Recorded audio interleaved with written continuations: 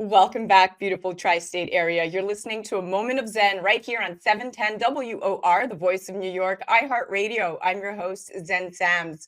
Coming up in our Going Deep segment, brought to you by CO2lift.com. Today, in honor of Breast Cancer Awareness Month, we're featuring breast cancer Previvor Stephanie Germino, an influencer and an AFC advocate, medically known as aesthetic flat closure. It's a procedure involving the reconstruction of a flat chest. Extra skin, fat, and tissue in the breast are removed, and the remaining tissue is tightened and smoothed so the chest wall appears flat. Now, this mama from Florida underwent a double mastectomy when she was told there was a mutation in her BRCA1 gene, which meant she had an 87% risk of developing breast cancer. Now, normally the BRCA1 and BRCA2 genes protect women from getting certain cancers, but some mutations in those genes prevent them from working properly. So that if you inherit one of these mutations, you're more likely to get breast cancer, ovarian, and other cancers. Now, in a bid to avoid getting the deadly illness, Stephanie made the brave decision to undergo a double mastectomy where both breasts were removed, and she even refused a reconstruction. She boasts more than 1.5 million followers on TikTok. She's dubbed as the boobless babe and uses social media to share her story, raise awareness of the procedure, and detail her newfound freedom. Today, she joins me to chat breast cancer awareness, aesthetic flat closures, double mastectomies, and BRCA gene mutations. Welcoming now to the show is the incredible Stephanie. Welcome back, Stunner. Hi, Zen. Thank you for having me. You are amazing. You look so good, so refreshed from the last time I interviewed you, and you are the perfect person to help me kick this off. So, Breast Cancer Awareness Month is a significant time for raising awareness, yet many people may not be familiar with the term Previvor. Could you explain what it means and how it relates to your experience? Yeah, absolutely. So everybody knows Survivor, but Previvor is when you have some type of either genetic mutation or any predisposition to getting uh, anything such as breast cancer. BRCA1 mutation unfortunately leads to a lot of breast cancer. There are a lot of other genetic mutations as well that can heighten your risk for breast cancer. But for me, Previvor meant, my BRCA1 mutation put me at a higher risk of getting breast cancer in my life. Just like you said, 87% chance of getting breast cancer in my life. It's insane that we are in the year 2023 going into 2024, and we don't even have better detection for this, because I think it's really just about proper screening and detecting and catching this earlier on. But breast cancer is the most common cancer in women in the United States, except for skin cancers. It's about 30%, or 1 in 3 of all new female cancers each year. And the American Cancer Society estimates for breast cancer in the United States for 2023, we clocked in at about 300,000 new cases of invasive breast cancer that are going to be diagnosed in women, and the numbers are staggering. And breast cancer, of course, we have to say, mainly occurs in middle-aged and older women. The median age, the time of breast cancer diagnosis, is typically 62, but we are seeing younger and younger women get diagnosed, which is really scary. Now, when you were told there was a mutation in your BRCA1 gene, did you consider any other alternatives before choosing the prophylactic double mastectomy? And can you tell us more about aesthetic flat closures and why it was an important option for you? Yeah, absolutely. So when I found out that I had the potential risk of being BRCA positive, I was about 18 years old. My mom had just found out she was positive. She underwent her double mastectomy and her hysterectomy just as her sister did. And now, mind you, my mother at the time was in her late 40s, early 50s. So she was around that time of premenopause. So getting a hysterectomy already wouldn't have affected her as much as it would have affected me at my age when I did get my double mastectomy at 27. And the reason why I got my double mastectomy was just for my peace of mind. My cousin, for example, she is BRCA positive as well, and she did the advanced screening. She waited. She hasn't gotten her double mastectomy yet, and she is my age as well. She is 20. She's now 30 years old. We're both 30, and there are definitely different avenues to go when you are BRCA positive. You don't have to do any, preventative surgery if you don't want to. You can do more increased screenings. You can do hormone therapy. You can just, let it be and take your risk. And a lot of people, I get that, oh, you only had an 87% chance. Why would you chop off healthy breasts? And my reasoning is just because my mother's mother, my maternal grandmother, actually had breast cancer due to having this gene. If it wasn't for her and us not having any, person in my family actually being affected by breast cancer, I don't think that I would have gone the prophylactic route. But the fact that she did at such a young age, I believe she was in her 60s when she did actually get her breast cancer diagnosis, and it actually came back twice. And so seeing that, and mind you, my grandmother is an immigrant, so I only say that because she wasn't raised here in America where we have so much processed foods. She wasn't raised here, which I think is a big, leading contributor in all of the stuff that are carcinogenic to us that we don't realize. I think that that is such a big contributor to the rising risk of breast cancer. But with that being said, she was still so young to get her breast cancer diagnosis, not once but twice, and thank God she beat it. But when my mom and her sister got diagnosed with the BRCA mutation, because that's what led to my grandmother's diagnosis, they both took their prophylactic double mastectomy and hysterectomy with stride. And at the time, again, I was 18 years old. My mother let me know of my possible risk because if one parent is BRCA positive, that means you have a 50% chance. And I just want to, insert here, it's not just the mother that can have the mutation, the father can too. And that's what happened in my cousin's case. Her father, my mother's brother, was actually the BRCA carrier. And so he passed it down to my cousin, which is the one that did the hormone replacement and did the preventative screenings and all of that measure. Me on my case, I had lumps in my armpits that were cysts, and that could happen to anybody, build up of hair follicles, sweat, at the time, deodorant with the aluminum and all of that. And then around my period, I would get fibroids in my breasts, which again, in this society is deemed normal, and for me, if I didn't have the BRCA, the chance of being BRCA positive, I think I would have just passed it. Right. I wouldn't have thought about it. But Yeah. knowing in the back of my head since I was 18 that this was a potential risk, it started building up. And doctors would say, wait until you're done with your childbearing years. And so I didn't take it seriously, and the entire time from 18 up until 26, 27, I believed, okay, yeah, I'll get my double mastectomy if I'm positive and I will get reconstruction.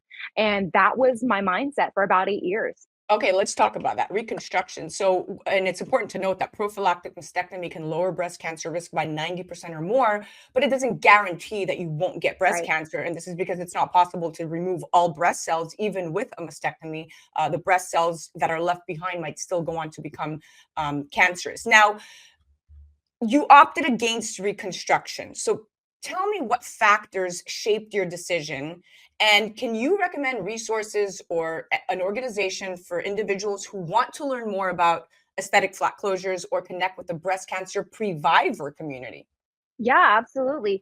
So just like you said, getting a double mastectomy doesn't completely lower my risk. It just pretty much took it from 87 to zero point 0.7, where the average woman with breast is only at like a 7% chance. However, there is breast tissue in your neck, there's breast tissue in your collarbones, in your armpits, in your sides. That's why they can't get it completely out. But I decided not to get reconstruction. And again, for 8 years, I believed I was going to get reconstruction. I was going to go that route and get implants put in.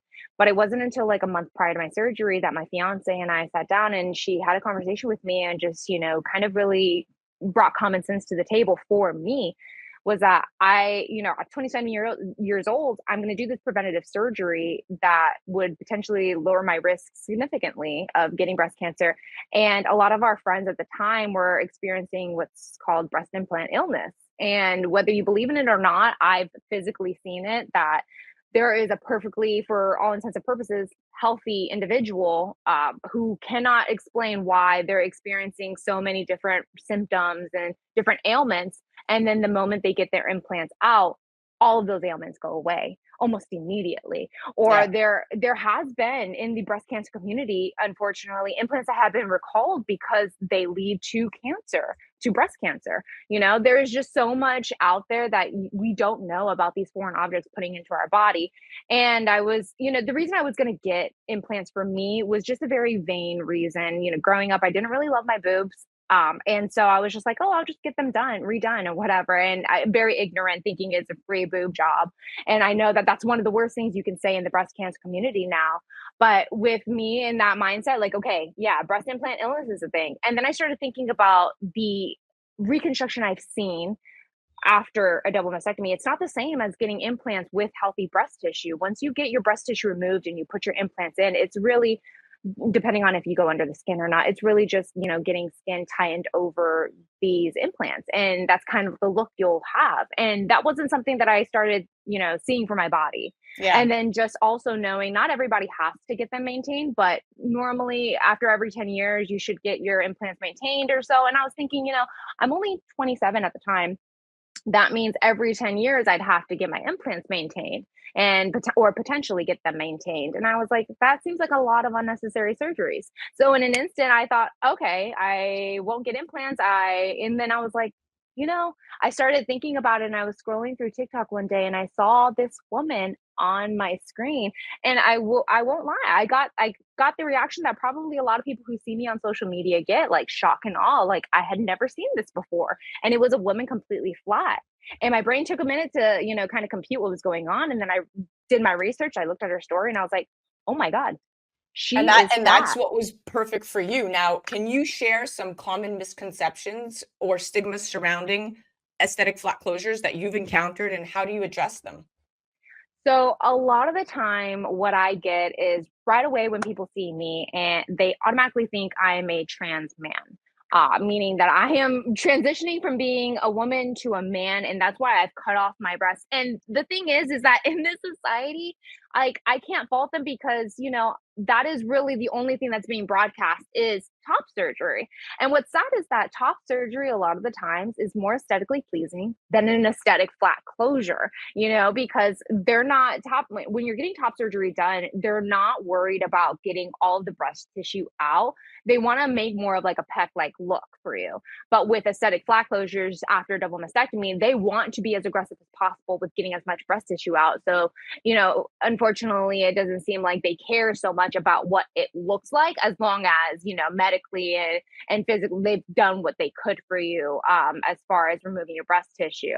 And so, unfortunately, a lot of surgeons aren't versed enough in aesthetic flat closures. And I do recommend going on not putting on a shirt.org to find surgeons that are versed in aesthetic flat closures, because not everybody can do it. Unfortunately, I've had to do a revision on my own, and I'm looking to get another one done because it wasn't done by somebody who was versed in aesthetic flat closures. I recommend going to the Breasties.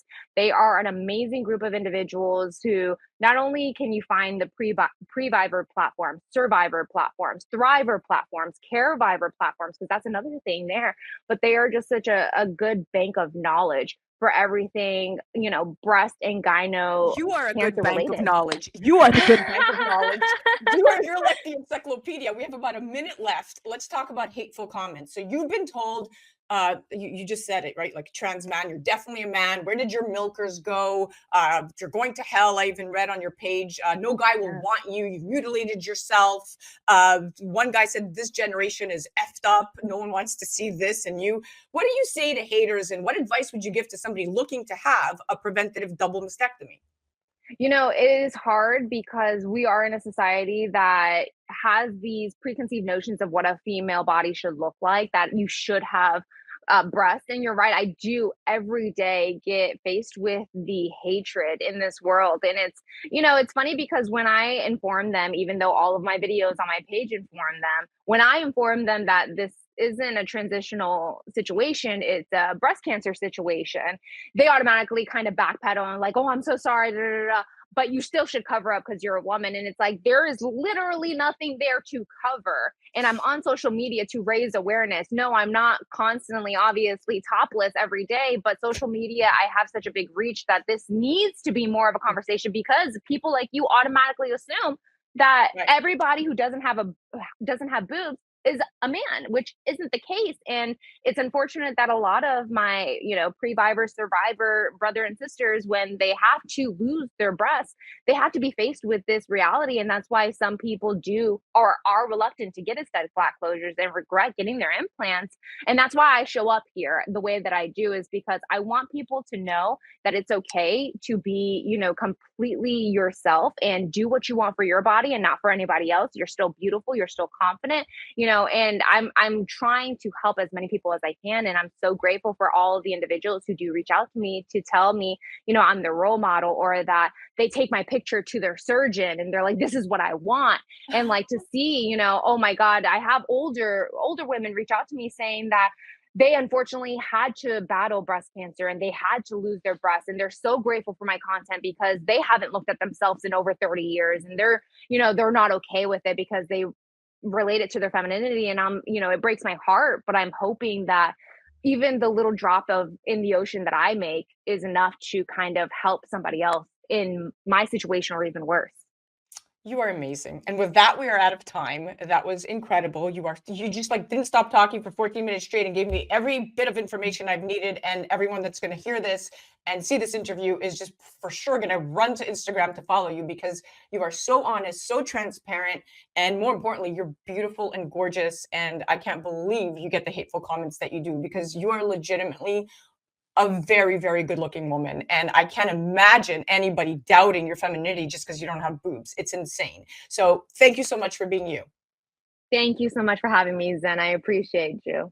Absolutely. Guys, you definitely have to check her out. That was our Going Deep segment brought to you by CO2 Lift. That was the incredible Stephanie Germino, breast cancer previvor and AFC advocate. She goes under the handle The Boobless Babe, 2 E's, The Boobless Babe. Now, guys, listen, if you're concerned about your breast cancer risk, talk to your healthcare provider. They can help you estimate your risk based on your age, your family history, and of course, other factors. And if you're at an increased risk, you might consider taking medicines that can help lower your risk, or in Stephanie's case, a double mastectomy. Your healthcare provider might also suggest you have more intensive screening for breast cancer, which might include starting screening at a younger age or having other tests in addition to mammography.